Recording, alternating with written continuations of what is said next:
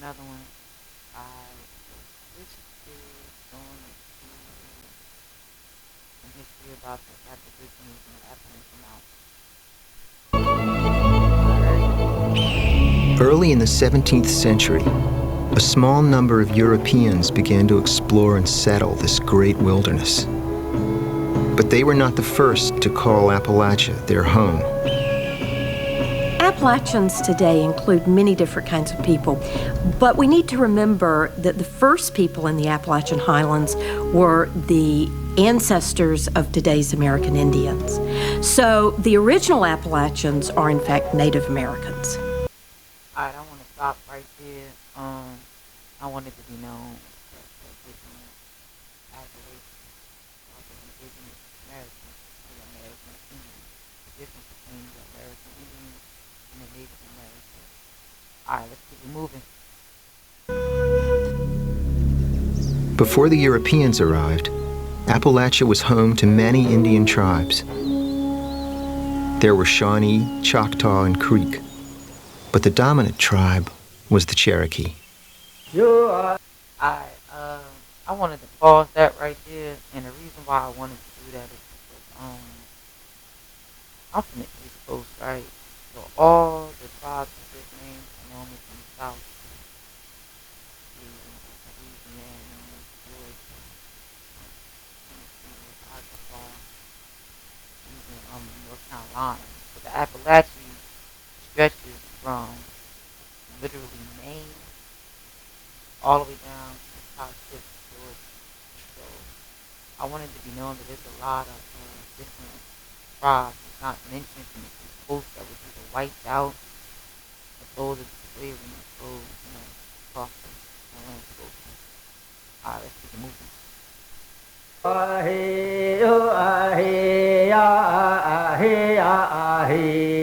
These were very complex cultures. They were grounded in a belief system that tied human beings to a particular place. Their view is that this is the land that was created for them, that this is the land where they belonged. The Cherokee were mostly farmers, settled in villages and growing crops in the garden.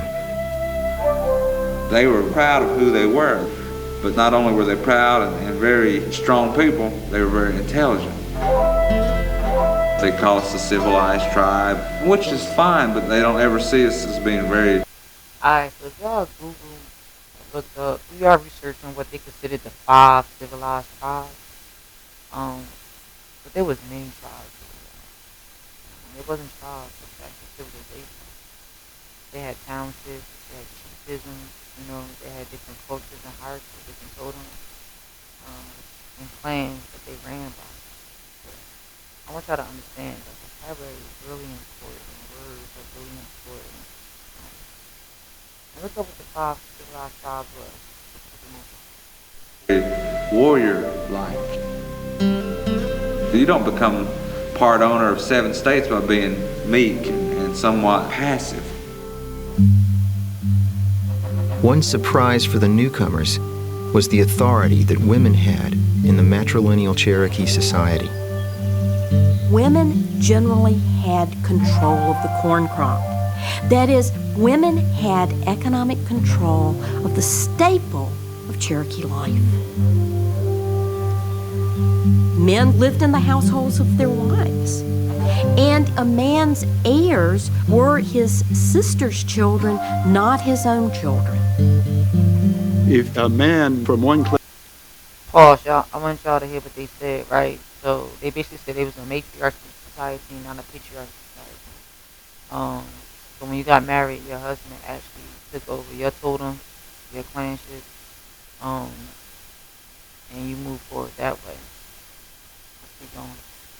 Clan married a woman in another clan, then he joined her clan and their children became members of her clan. Older Cherokee women were quite often a part of the council, so women had a great deal of autonomy, and they lost that as they became acculturated into the European society.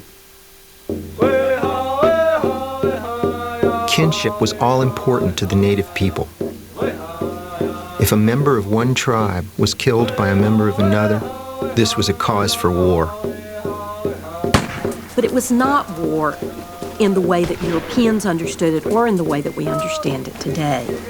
Southern Indians did not fight to conquer, to expand their kingdom.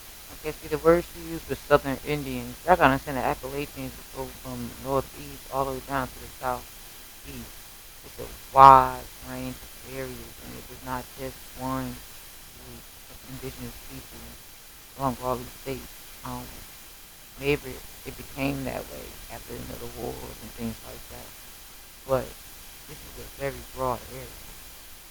Kingdoms or to inflict their own religion or ideology on other people.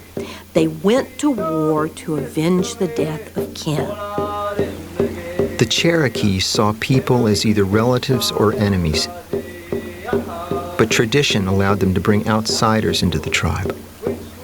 Captives taken in battle would be adopted into a Cherokee clan. The same was done with black slaves who escaped into Cherokee country. Alright, so y'all hear that? Black slaves. They basically saying they allow slaves to come in and be a part of Cherokee. Now, I don't know if all the indigenous American Indians were slaves. Some did adopt that doctrine because, it was better to be considered an African than being indigenous American. But most of us who are copper colored, we already know what it is. I just wanted to throw that out there.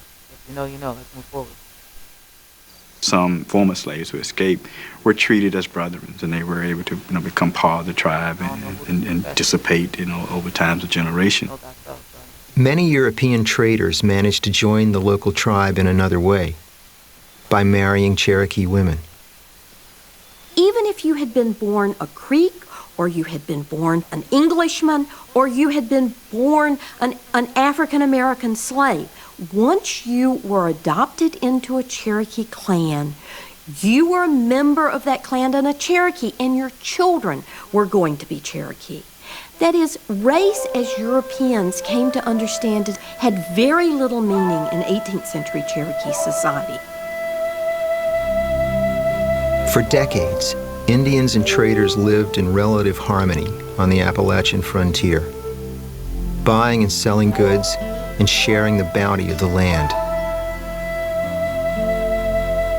But for many back in Europe, life was growing more and more oppressive. Open territory in the New World was very inviting to people seeking freedom, independence, and a piece of land to call their own.